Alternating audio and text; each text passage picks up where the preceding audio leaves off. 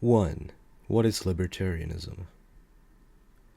Libertarianism is the doctrine of self-ownership and the non-aggression principle. No man may aggress against the person or property of another.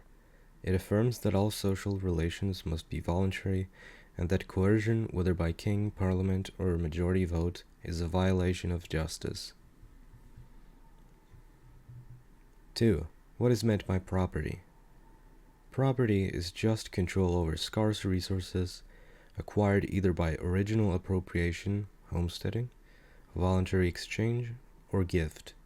Without property, there can be no exchange. Without exchange, no prices. Without prices, no economic calculation. And without that, no civilization. 3. What is the origin of the state? The state did not arise from consent, but from conquest. It is the institutionalization of aggression.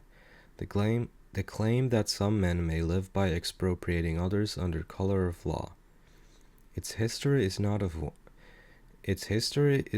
one of service, but of domination. 4. What is the proletariat, and are they oppressed? The so-called proletariat is not a distinct historical class doomed to exploitation, but simply individuals who sell their labor. In a free market, they are not oppressed, but participants in mutually beneficial exchange. Wages are determined by the marginal productivity of labor. The capitalist does not steal from the worker. He advances wages before the final product is sold, bearing risk and uncertainty. If anything, it is the state, through taxation, inflation, and regulation, that exploits both. 5. What is wrong with socialism/communism? Socialism abolishes private ownership of the means of production. In doing so, it abolishes the price system.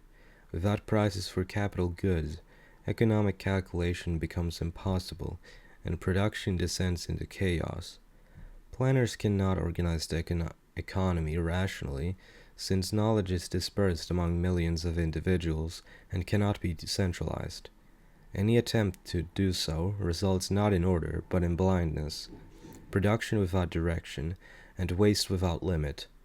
This is not a moral failing alone, but a logical impossibility. 6. What is the alternative to capitalism's problems? 6.1. What is called corporate power is in most cases state-granted privilege, subsidies, bailouts, regulatory barriers to entry, intellectual property monopolies, central banking support. Without these, corporations must serve consumers or perish. Thus, the enemy is not big business as such, but the system of corporatism, the unholy alliance of economic and political power. 6.2. Economic crises are not inherent to the free market, but to its distortion. When banks are protected and privileged by the state, and expand credit beyond real savings, they create artificial booms. These must end in busts. Thus the cycle is not a failure of capitalism, but of intervention. 7. What is the true source of exploitation? Exploitation occurs wherever coercion replaces consent. The greatest engine of exploitation is the state, which taxes, inflates, regulates, and monopolizes, all without genuine agreement. It is in effect a permanent system of legalized plunder. 8. Do libertarians ignore the poor? Poverty is not created by markets. It is the original condition of mankind. Wealth must be produced before it can be distributed. Systems that attack capital, saving, and entrepreneurship do not uplift the poor. They entrench poverty. Libertarians reject the idea that the poor are helped by making society poorer. The greatest improvements in living standards have come not from redistribution, but from capital accumulation, technological progress, and free exchange. Charity, mutual aid, and voluntary institutions flourish best where wealth is greatest and coercion least. 9. Does inequality violate justice? Inequality is the natural result of differing talents, choices, and circumstances. Justice concerns the means, not the pattern of outcomes. Among them are differing time preferences. Those who value the future more highly save and invest, thereby accumulating capital. Those who prefer immediate consumption do not. The structure of production itself rests upon such intertemporal choices. 10. What are the effects of government intervention?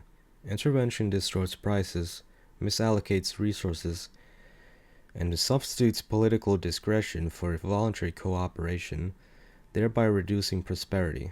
Each intervention breeds unintended consequences, which are then used to justify further interventions in an endless spiral. 11. Why are modern economic doctrines fundamentally flawed? Keynesian and neoclassical economics treat the economy as a machine to engineer, ignoring human action, subjective value, dispersed knowledge, and the time structure of production. They prioritize consumption and artificial equilibrium over saving and genuine production, fostering malinvestment, debt, inflation, and instability. These theories provide intellectual cover for state control over a complex, spontaneous order. 12. What is freedom? Freedom is the absence of coercion against person and property. It does not guarantee outcomes, but secures the sphere within which individuals may act, choose, and bear the consequences.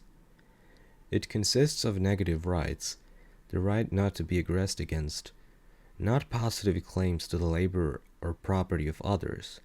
So-called positive rights are not rights at all, but demands that some be coerced for the benefit of others. Entitlements, so to speak. 13. Why is democracy problematic? Democracy is a method of selecting rulers, not a justification for a rule. Majority consent does not transform injustice into justice. It merely counts the number of participants in it. By placing ultimate authority in shifting majorities, democracy tends towards short-termism. Those who control the state may exploit its resources without owning it, encouraging consumption of capital rather than its preservation. So democratic rule does not abolish exploitation. It universalizes the struggle to control the machinery of coercion. 14. What is law in a free society? Law emerges as a system of norms and rules whose sole legitimate purpose is to protect individual rights and to resolve conflicts peacefully according to objective principles of justice. The foundational principle is almost universally the non-aggression principle, the defense of person and property against invasion. It is not a tool for redistributing wealth or engineering outcomes. 15. Why do people believe in the state? The state persists not merely by force, but by belief. Its power depends on the widespread acceptance of its legitimacy. From an early age, individuals are taught that the state is necessary, benevolent, and synonymous with society itself.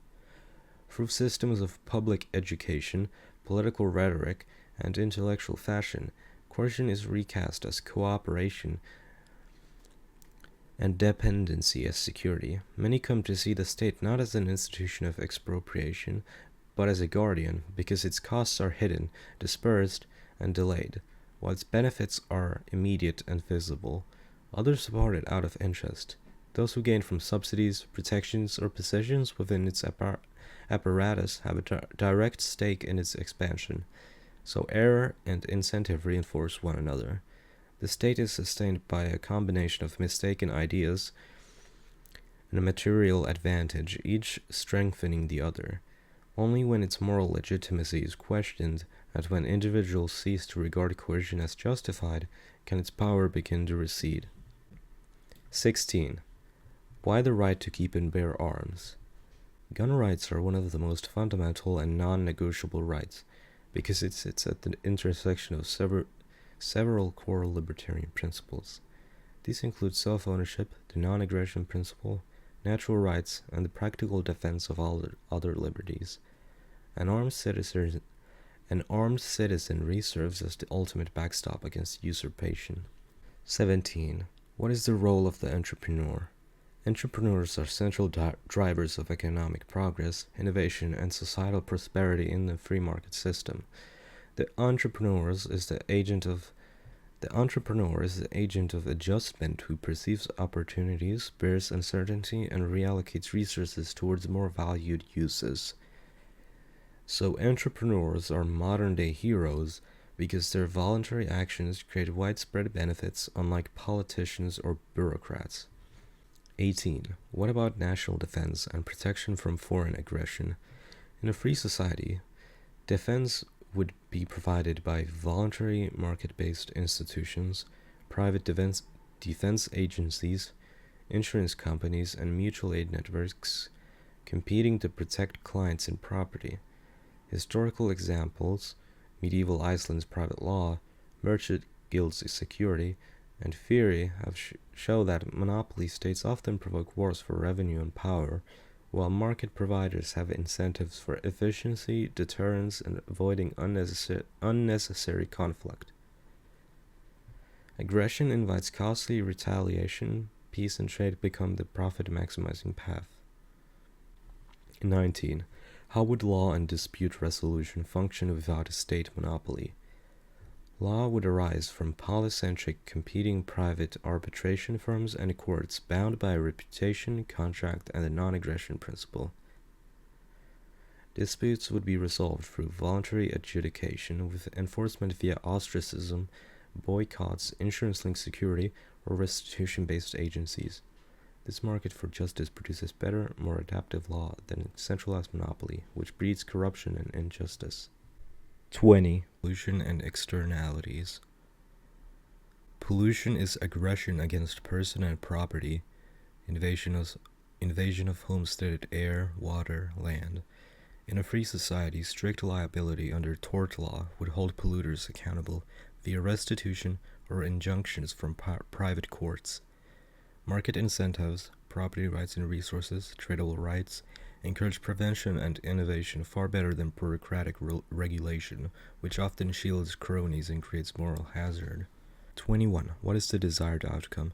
Irrelevance of the state through the totalizing power of individual liberty. A society without institutionalized coercion, where all relations are voluntary, and no man lives at the expense of another. People are free to do and act in any way they wish under non-aggression, while bearing the consequences of their actions. Instead of administration of things, we have the adjudication of property claims. 22. How is the transition achieved? Agorism or education. The state should not be overthrown by the sword, which only seats a new tyrant, but by the mind. Rarely has revolution resulted in freedom, except in cases such as the American Revolutionary War, although that could be more precisely be described as a secession. We must advance the creation of private alternatives. Agorism, the adoption of sound money, crypto or gold, and the withdrawal of ideological consent. The state's machinery of plunder becomes a stranded relic of a more backwards age. 23. Is anarcho-capitalism realistic or just utopian? It is neither utopian nor impossible. History shows that stateless or near-stateless orders, medieval Iceland, American frontier, international commerce today. Feasibility grows with technology, crypto for sound money, encryption for privacy, decentralized arbitration. The real utopia is believing a coercive monopoly can be benevolent or efficient. Anarcho-capitalism is the logical extension of consistent property rights and voluntarism.